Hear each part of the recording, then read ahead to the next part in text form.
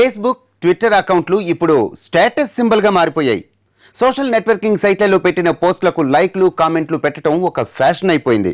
ఫేస్బుక్లో కామెంట్లు, షేర్లు కొట్టడం గర్వంగా, గౌరవంగా ఫీల్ అవుతున్న వాళ్ళు చాలామందే ఉన్నారు. జనమంతా ఫేస్బుక్ పాటు పడుతుండడంతో అదొక అడ్డాగా మారిపోయింది. వివాదాలకు కేర్ ఆఫ్గా నిలుస్తోంది కూడా.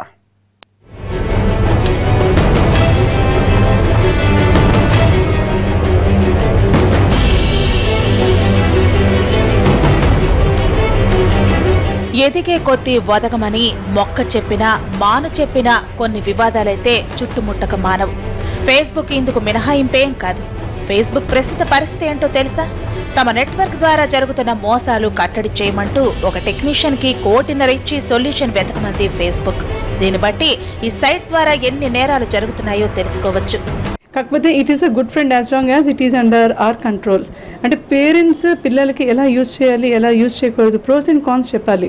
అంటే everything has positive and negative aspect. వాళ్ళు ఏంటంటే దానిలో ఉన్న పాజిటివ్ ఆస్పెక్ట్స్ ఏంటంటే they can have good friendship. ఇవాళ పిల్లలు ఎలా అయిపోయారంటే దే ఆర్ లైక్ పేరెంట్స్ అంతా కూడా వర్కింగ్ అండ్ సో అవన్నీ కూడా మనకి న్యూక్లియర్ ఫ్యామిలీస్. దానివల్ల they are more depending upon this Facebooks or whatsoever the company maybe. But ఏంటంటే వాళ్ళకి ఎంతవరకు ఉండాలి ఏంటి అనేది పేరెంట్స్ యొక్క పర్యవేక్షణలో జరిగితే కనుక మనకి ఇంత ఇష్యూస్ అనేది రాదు. ఆ అవేర్నెస్ 6వ తరగతి చదివే పిల్లల నుంచి మొదలు పెడితే 60 దాటిన వృద్ధుల వరకు ఫేస్బుక్ నామజపం చేస్తున్నారు. దూరాభారాలను దగ్గర చేరుస్తోందని తెగ సంతోషపడుతున్నారు. అసలు ఫేస్బుక్ లేకుంటే ఏదో కోల్పోయినట్టు ఫీల్ అయ్యే వాళ్ళు తయారయ్యారంటే అతిశయోక్తి కాదు. ఇదే ఫేస్బుక్ ఇప్పుడు ఎన్నో దారుణాలకు దారులు చూపుతోంది.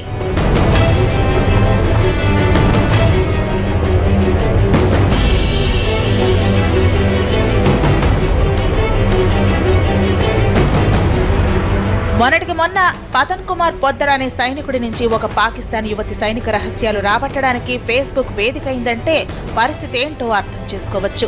ఒక బ్రిటన్ మహిళ అయితే ఏకంగా ఫేస్బుక్ ఫ్రెండ్ కోసం ఇండియా వచ్చి ఇక్కడ చనిపోయిందంటే సీన్ ఎంత సీరియస్ గా మారిందో తెలుసుకోవచ్చు. అలహాబాద్ లో ఒక మహిళ ఫేస్బుక్ ఫ్రెండ్ ని పెళ్లాడి అతడు ఇల్లు వాకిలి దోచేస్తే వెళ్లి పోలీసులకు మొరపెట్టుకుందంటే ఎక్కడి వరకు వచ్చిందో కదా అనిపిస్తుంది. ఇవన్నీ ఒకెత్తైతే అఖిల్ అనే హీరో పేరు చెప్పి అమ్మాయిలను పుట్టలో పడేసి ఆఖరున పోలీసులకు చిక్కాడొకడు. ఇలా చెప్పుకుంటూ పోతే ఫేస్బుక్ అరాచకాలు అన్నీ ఇన్ని కావు.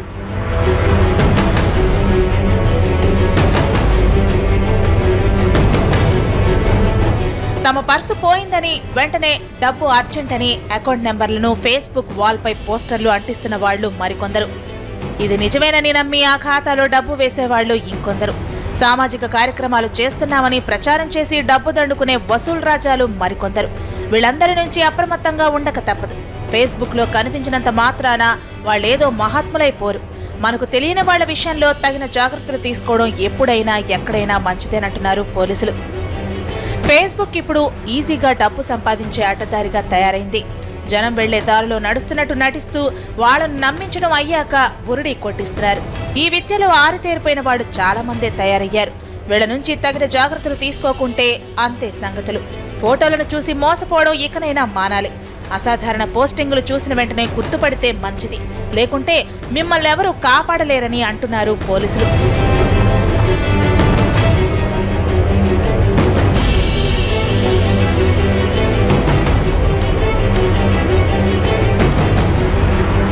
మొన్న 2 అమ్మాయిలు ఇలాగే దోపిడీ చేశారు. వీళ్ల దెబ్బకు ఒక్కరోజే 18 మంది బాధితులు పోలీస్ స్టేషన్ కి క్యూ కట్టారంటే సిచ్యువేషన్ ఎంత సీరియస్తో తెలుసుకోమంటున్నారు. ఇప్పుడంతా ఆన్లైన్ కావడంతో నట్టింట్లో కూర్చునే ఇలా ఘరానా మోసాలు చేస్తున్నారు. జనాన్ని మభ్యపెట్టి అకౌంట్లోకి అమౌంట్లు వేయించుకునే వరకు వచ్చేశారు. మొన్నటి 2 కిలేడీలు ఇలాగే జనం జీవితాలతో ఆడుకున్నారు. కేవలం ఫోటోలను అడ్డుపెట్టి వసూలు చేసిన మొత్తంతో జల్సా చేశారు ఈ అమ్మాయిలు. ఒక్కొక్కరి నుంచి 40,000 రూపాయలు వసూలు చేసి ఇష్టారాజ్యంగా ఖర్చు చేశారు. ఈ అమ్మాయిల వల్ల చిక్కిన వాళ్లంతా పాత బస్తీకి చెందిన డబ్బున్న కుటుంబాల పిల్లలే. ఇలాంటి వాళ్లను టార్గెట్ చేసుకుని మాయమాటలు చెప్పి ఒక రేంజ్ లో దోపిడీ చేశారు ఇద్దరు.